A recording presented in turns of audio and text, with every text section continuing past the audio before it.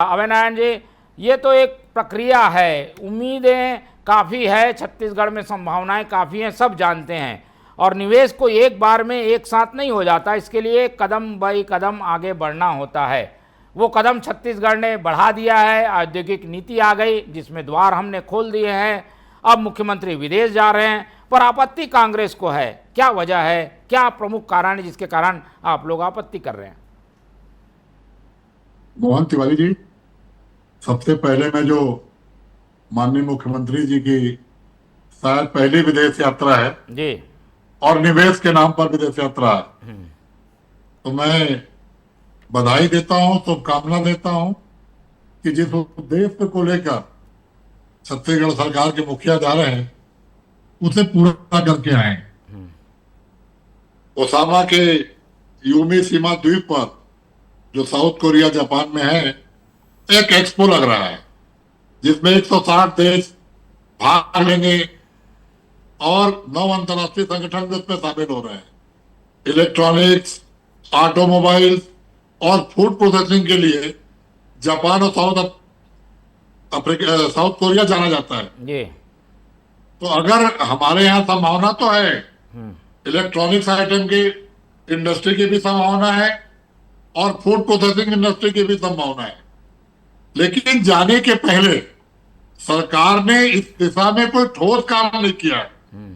आपको एक्सपो का निमंत्रण आ गया, आप चले जा रहे हैं, संभावनाएं आपको दिख रही हैं, लेकिन औद्योगिक नीति बनाने के बाद जो 6.5 लाख करोड़ के ईएमओ आपने किया था, उस पर कोई काम फील्ड में दिखाई नहीं देता। आपके उप मुख्यमंत्री अरुण साहब अमेरिका गए, कोई काम दिखाई नहीं दिया। वो सड़कों की गुणवत्ता देखने गए थे, सड़कें कैसी बनती है देखते हैं, कम खर्च में सड़क कैसे बनेगी, और आने के बाद सड़कों की क्या हालत है छत्तीसगढ़, जनता देख रही है, जनता देख रही है। 1 किलोमीटर का भी टेंडर इस सरकार ने नहीं किया है, अरुण साहब के विभाग ने नहीं किया है। जो भी सड़कें बन रही है वो केंद्र सरकार की आईएनएच की सड़कें बन रही है और वो बीओटी में बन रही है, वो प्राइवेट और पब्लिक पार्टनरशिप पे बन रही है, उसमें सरकार का कोई पैसा नहीं लग रहा है। तो ओपी चौधरी जी वित्त मंत्री हैं, वो भी गए, अमेरिका से वापस आए, लेकिन कोई फायदा छत्तीसगढ़ की जनता को दिखाई नहीं दे रहा है। तो हमारा सवाल यही है, प्रदेश अध्यक्ष दीपक बैज जी ने यही सवाल कहा है कि छत्तीसगढ़ की गाड़ी कमाई का पैसा है, जनता का पैसा है, सरकार के खर्चे में आप जा रहे हैं, आप सरकार है, तो आप जब लौट के आए तो कोई निवेश लेकर आए, कोई मूलभूत काम लेकर आए जिससे यहाँ रोजगार बढ़े और यहाँ की आर्थिक प्रगति हो, और वही दूर के ढोल सुहाने, जाने जाने पे डिबेट, आने पर डिबेट और हासिल पाए शून्य, ऐसी कोई स्थिति न बने।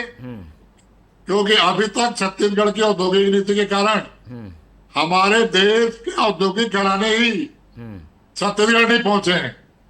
ठीक है। जो औद्योगिक घराने आते हैं और रायपुर आते हैं, रायपुर के आसपास ही वो संभावना खोजते हैं, क्योंकि ना अंबिकापुर में एयरपोर्ट की सुविधा है, न बिलासपुर में एयरपोर्ट की सुविधा है, न रायगढ़ में एयरपोर्ट की सुविधा है। जब आप आवागमन के साधन उपलब्ध नहीं कराएंगे, सुविधाएं उपलब्ध नहीं, तो आखिर उद्योगपति आएंगे कैसे?